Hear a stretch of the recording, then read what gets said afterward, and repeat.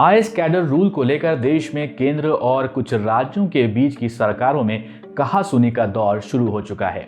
इस पूरे मामले में कौन नेता क्या कह रहा है, हम उस पर नहीं जाएंगे। इस वीडियो में हम सिर्फ आपको इस मुद्दे को समझाने की कोशिश करेंगे कि ये पूरा मामला क्या है।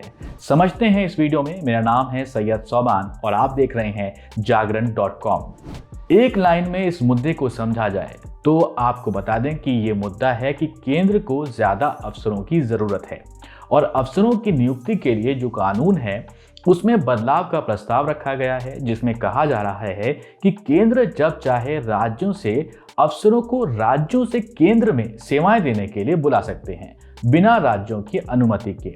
अब आपको थोड़ा और डिटेल में समझाने की कोशिश करते हैं। AIS कहते हैं ऑल इंडिया सर्विसेज को।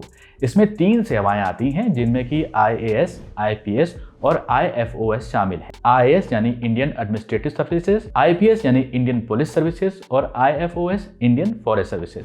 इनमें नियुक्ति के लिए केंद्र परीक्षा को आयोजित करती है, यानी UPSC union public service commission इसको कंडक्ट कराता है।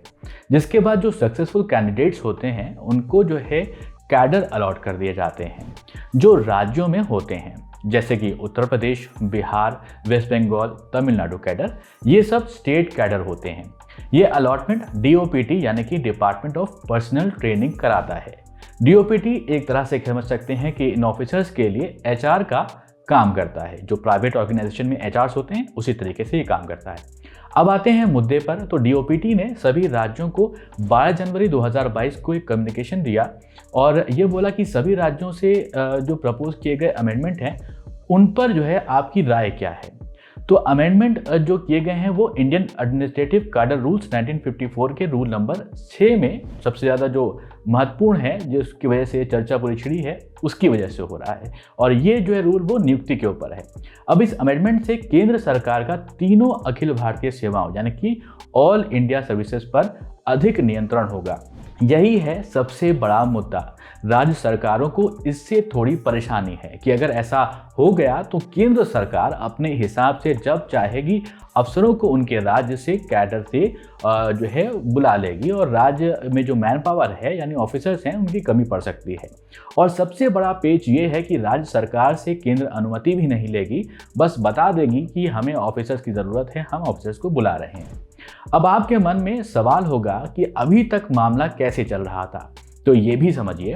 देखिए, स्टेट कैडर से ही ऑफिसर्स को केंद्र सरकार मंत्रालयों और केंद्र सरकार के अंतर्गत आने वाले जो डिपार्टमेंट्स होते हैं उनके लिए एक परसेंटेज ऑफ ऑफिसर्स को डेप्यूट करती थी।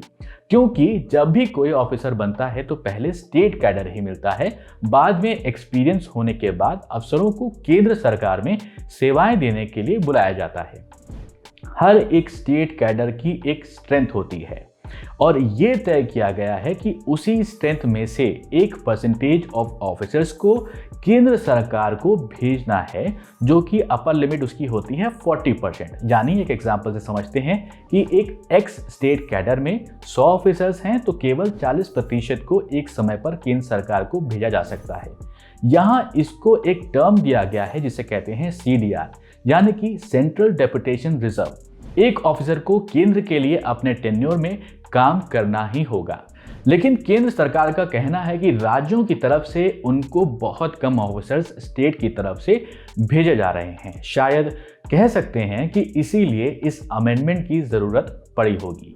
DOPT के एक डेटा में बताया गया है कि IAS ऑफिसर्स की सेंट्रल डेपुटेशन रिजर्व की संख्या 2011 में 309 से घटकर 2021 में 223 हो गई, यानी ड्रॉप है।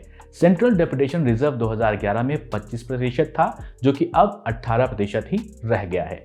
आई होप कि आपको समझ आ गया होगा कि ये पूरा मुद्दा क्या है और हंगामा क्यों है बरपा। कमेंट करके बताइए वीडियो कैसा लगा। वीडियो शेयर कीजिए, चैनल सब्सक्राइब कीजिए और देखते रहिए जागरण.com।